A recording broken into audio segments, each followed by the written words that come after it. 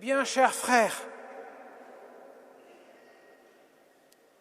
que dois-je faire pour avoir en héritage la vie éternelle? Une question absolument essentielle, même pour nous, mes chers amis. C'est quand même la plus belle chose que nous puissions espérer. Tout le reste, nous le laisserons sur terre, mais la vie éternelle, comme son nom l'indique, c'est l'éternité.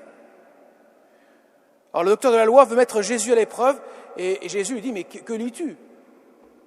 Tu aimeras le Seigneur ton Dieu et tu aimeras ton prochain comme toi-même. Et qui est mon prochain? Alors Jésus donne une parabole, la parabole dite du bon samaritain. Elle est riche d'enseignements. Vous allez voir, il y a beaucoup de choses à dire là-dessus. Un homme descendait de Jérusalem à Jéricho, c'est Adam. Jérusalem, c'est le paradis terrestre, le jardin d'Éden, et Jéricho, c'est la ville de paganisme par excellence. Ça nous rappelle que lorsque Josué, après avoir erré pendant 40 ans, fait sortir le peuple du désert pour le faire entrer dans la Palestine en traversant le Jourdain, face à la ville de Jéricho, qui sera mise à sac par les Hébreux, puisque Dieu dit « Vous ne gardez rien avec eux, afin de ne pas vous pervertir.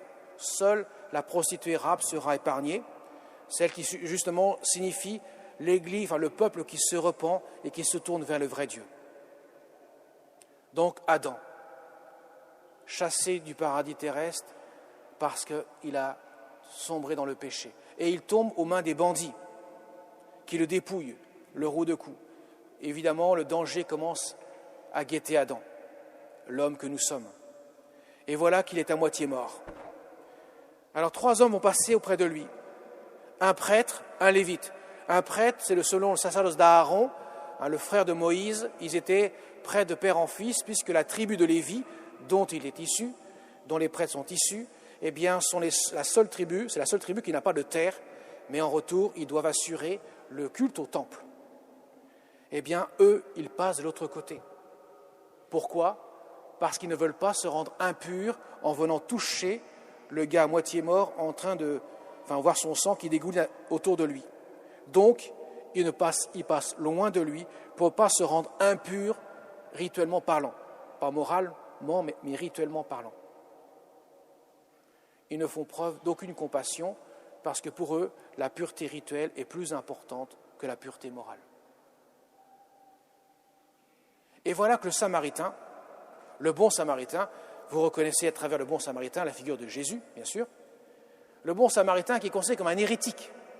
C'est un gars qu'on ne fréquente pas. Rappelez-vous, la Samaritaine qui ose interpeller Jésus, qui dit « Mais Seigneur, comment peux-tu me parler, moi, une Samaritaine? Comment peux-tu t'adresser à moi?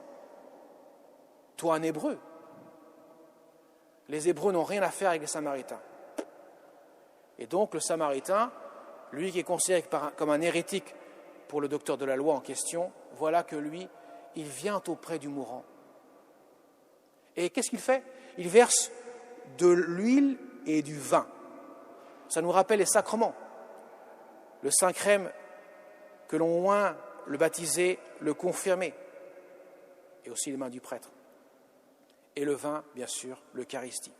Autrement dit, le baptême, la messe, le sacrement de la naissance, le sacrement de la nourriture qui reprend des forces pour le baptiser.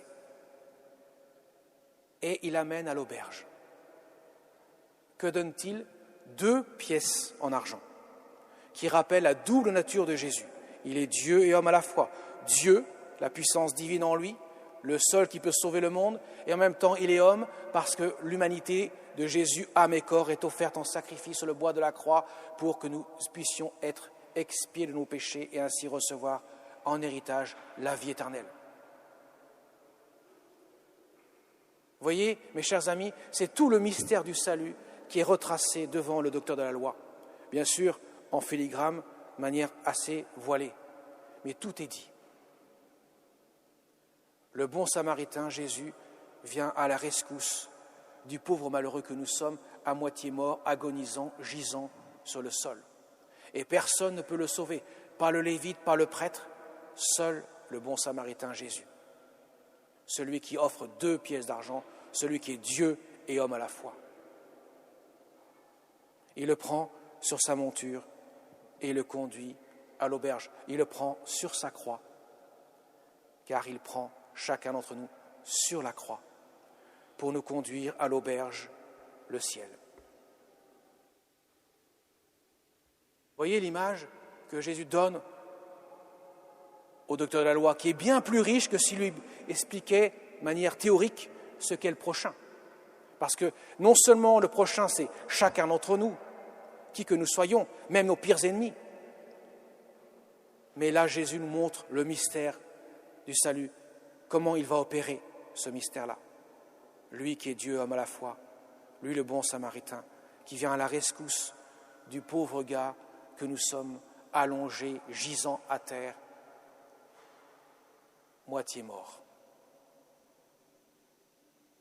Alors forcément, quand Jésus pose la question, lequel des trois a été le prochain de l'homme tombé aux mains des bandits, il ne pouvait répondre que celui qui a fait preuve de compassion. Vous voyez, Jésus, avant tout, est celui qui a de la compassion pour nous, celui qui a de l'amour pour nous, celui qui nous invite à la confiance, à la miséricorde, à accueillir la miséricorde de Dieu et en même temps à faire preuve de miséricorde pour nos frères qui en ont besoin. Car souvent, nous nous trompons, nous pensons que quelqu'un nous a fait du mal, eh bien c'est lui qui nous doit quelque chose, c'est lui le fautif, etc., etc. C'est lui qui nous a fait du mal, donc c'est nous qui sommes à plaindre. Mais en fait, Jésus nous dit non, c'est lui qui est à plaindre. Si tu as fait du mal, il ne voit pas le mal qu'il t'a fait, il est à plaindre. Il ne voit pas l'amour dans son cœur. Et toi, si tu réponds par le mal, tu es à plaindre à nouveau, parce que tu ne vois pas le mal dans ton cœur. Jésus dit, regarde mon cœur. Sur la croix, regarde mon cœur. Que vois-tu ? Mon cœur, il s'ouvre. Il est ouvert par la lance du soldat devant les moqueries des pharisiens, des sadducéens, des chefs, des prêtres et des docteurs de la loi. Tout le monde se moque de moi. Il n'y a que ma mère au pied de la croix, le brave Saint Jean, Marie-Madeleine, Marie, femme de Cléophas, le petit reste, qui est là, pris de compassion pour moi. Mais la foule, où est-elle ? Elle a déserté. Il n'y a que ces méchants qui se moquent de moi. Et pourtant, je déverse mon cœur sur eux. Je les aime d'un amour indicible. Voyez, mes chers amis, quand nous avons du mal à aimer, quand nous sommes tristes, nous avons du mal, nous sommes mal dans notre peau, nous avons du mal à vivre les difficultés de la vie, nous devons nous tourner vers Jésus et le regarder sur le bois de la croix. Et là, il nous montre son trésor, le trésor de son cœur. C'est la conduite de tous les saints. Tous les saints ont commencé par regarder Jésus sur le bois de la croix. Et à ce moment-là, Jésus livre l'intériorité de son cœur, l'intimité de son cœur, là où on peut puiser en abondance. Et il nous montre que nos vues sont de courte portée, mais que la sienne est bien plus longue. Elle va bien plus loin. Elle nous montre les trésors du ciel. Et elle rejoint cette question que nous devons nous poser, Seigneur, que dois-je faire pour avoir en héritage la vie éternelle ?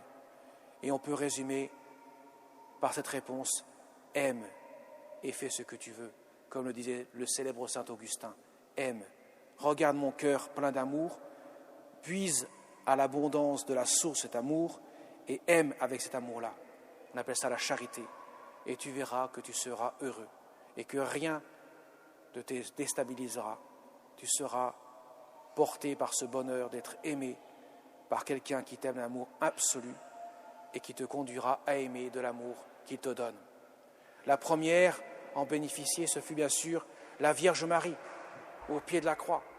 Elle qui n'a pas déserté la croix, elle qui était là, qui n'a pas sombré, elle était debout au pied de la croix, portant avec Jésus l'humanité pécheresse, qui a besoin d'être réconciliée avec l'amour de Dieu, qui a besoin de retrouver la source de la vie vivifiante.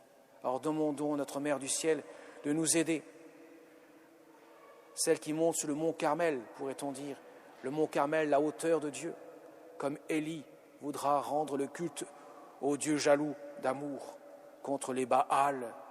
Vous pourrez relire l'Écriture dans le livre des Chroniques où on nous parle justement de ce sacrifice d'Élie qu'il offra sur le mont Carmel.